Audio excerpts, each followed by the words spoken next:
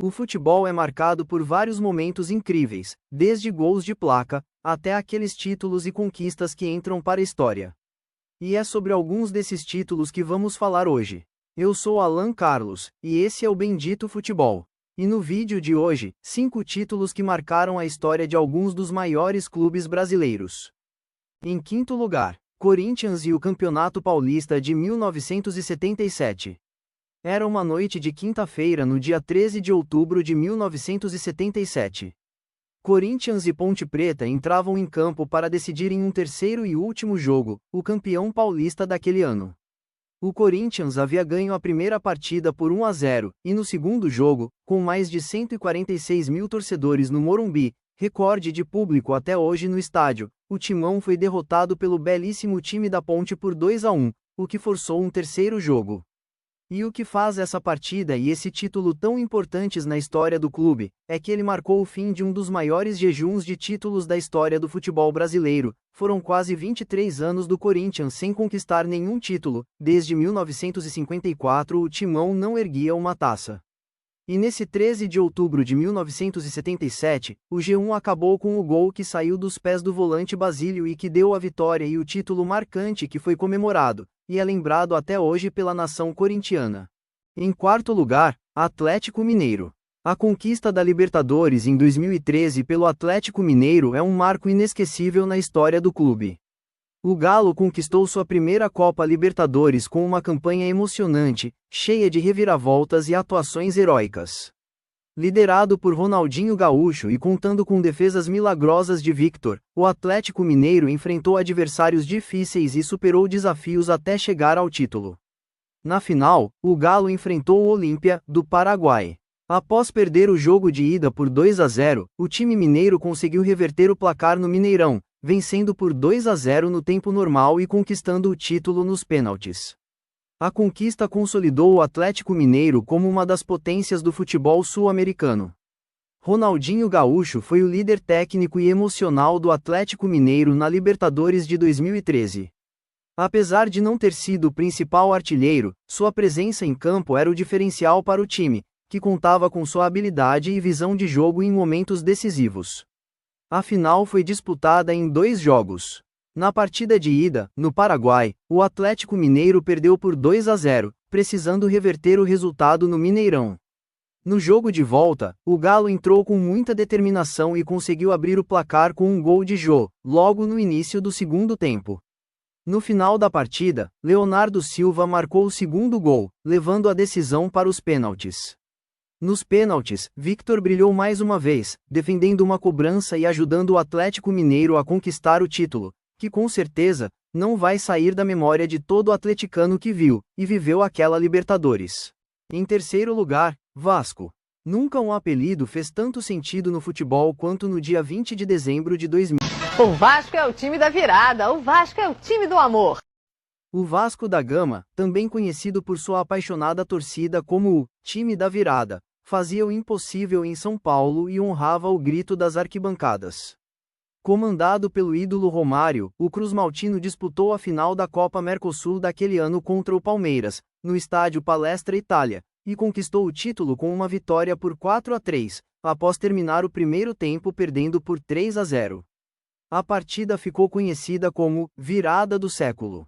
A competição sul-americana tinha uma fórmula de disputa diferente dos torneios atuais. Na decisão, 2 jogos eram realizados para definir o vencedor. Em caso de resultado positivo de um dos times nos 2 confrontos, ele se tornava campeão. Porém, se houvesse vitória de cada equipe em cada jogo, um terceiro duelo era realizado para definir quem levantaria o troféu. E foi o que ocorreu. Na primeira partida, o Gigante da Colina derrotou o Clube Paulista pelo placar de 2-0.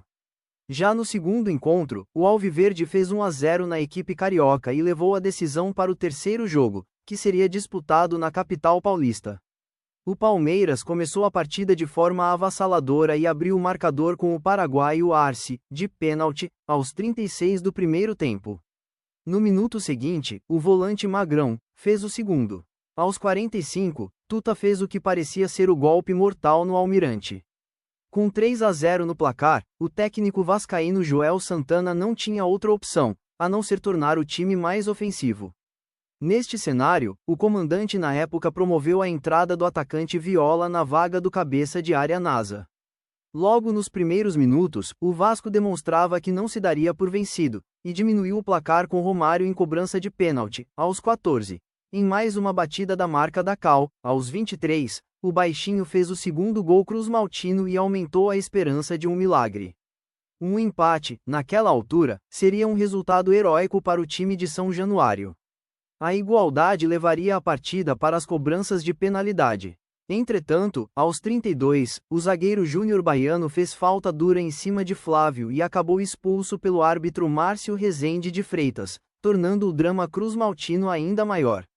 Para recompor a defesa, Joel Santana lançou Mauro Galvão no lugar de Euler, diminuindo o poder ofensivo do gigante. Ao observar o resultado parcial e, com um jogador a mais, atuando em casa, a torcida palmeirense comemorava o troféu praticamente certo. Mas, do outro lado estava um clube acostumado em quebrar barreiras, vencer adversidades e lutar pelo imprevisível. Aos 40 minutos, um dos grandes nomes daquela final deixava sua marca na história. Juninho Paulista empatou o duelo, obrigando que houvesse os pênaltis para definir o campeão. No entanto, o cruzmaltino foi além. Os milhões de vascaínos ainda explodiam de alegria com a oportunidade de sair vitoriosos nas penalidades, quando Romário surgiu, aos 48. Predestinado, o camisa 11 se deparou com a bola em seus pés, de frente à meta, com o goleiro batido no lance. Dono de um faro de gol surpreendente, o craque teve o trabalho apenas de empurrar para o barbante e soltar o grito de campeão. A conquista internacional se tornou uma das mais incríveis em toda a história do Vasco da Gama, e lembrada até como uma das maiores vitórias e viradas na história do futebol mundial, em um torneio internacional.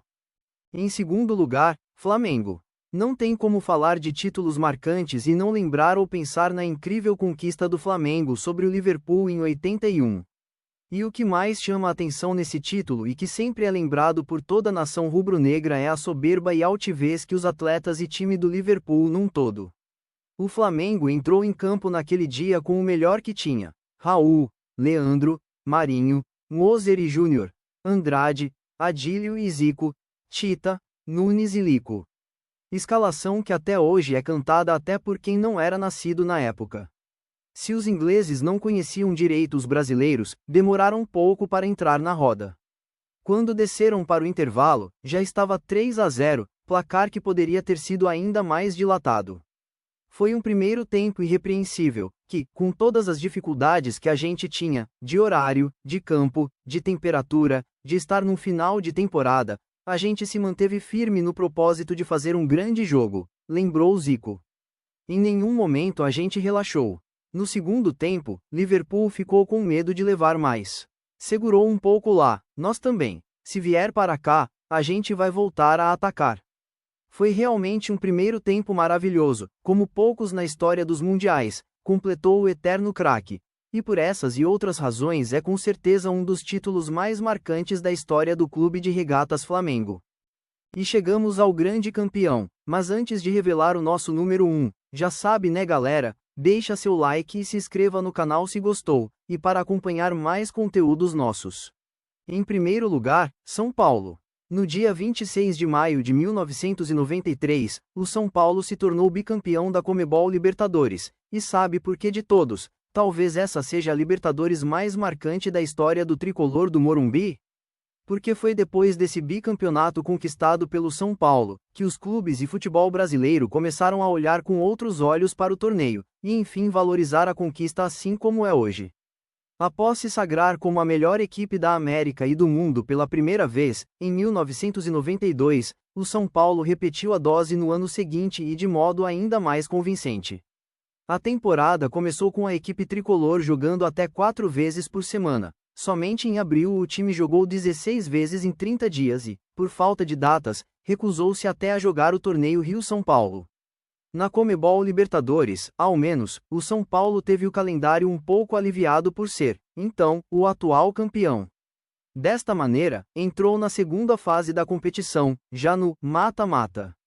O mais curioso, entretanto, é que o primeiro adversário que enfrentou foi justamente o último combatido no ano anterior, o Newell's Old Boys, equipe argentina que vinha sedenta pela chance de desforra.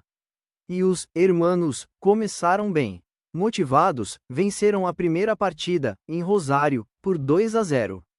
Não foi o suficiente. No Morumbi, mesmo com Raí enfaixado, com um dedo da mão quebrado, os tricolores massacraram os argentinos por 4-0.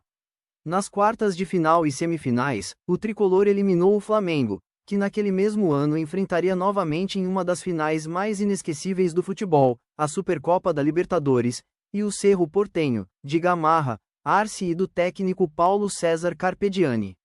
A final foi contra a Universidade Católica, do Chile, que havia eliminado as equipes bases da famosa seleção colombiana do início da década de 90, o América de Cali e o Atlético Nacional. No primeiro jogo, em casa, o tricolor proporcionou a maior goleada da história das finais da Libertadores até hoje. 5-1, fora o baile. Gols de Lopes, Contra, Vitor, Gilmar, Raí e Miller. Especial menção também a Zete, que realizou uma série memorável de 4 defesas seguidas. Após o fim do jogo, ao técnico chileno só restou aplaudir. O São Paulo é um time de mestres, uma equipe iluminada. Por isso, o resultado da partida de volta, no Chile, realizada em 26 de maio de 1993, 2-0 para a Universidade Católica, não importou muito, e os tricolores puderam comemorar a América aos seus pés pela segunda vez, e fazendo inveja aos seus rivais no Brasil, que começaram a partir daí a se dedicar, sonhar e buscar a conquista da glória eterna. Esse foi o vídeo de hoje. Se inscreva no canal para acompanhar o nosso conteúdo. Lembrava ou conhecia todas essas conquistas? Fala nos comentários pra gente, qual delas mais te marcou, e se lembrou de alguma outra conquista inesquecível, comenta pra gente saber, quem sabe ela não vira um vídeo aqui no nosso canal.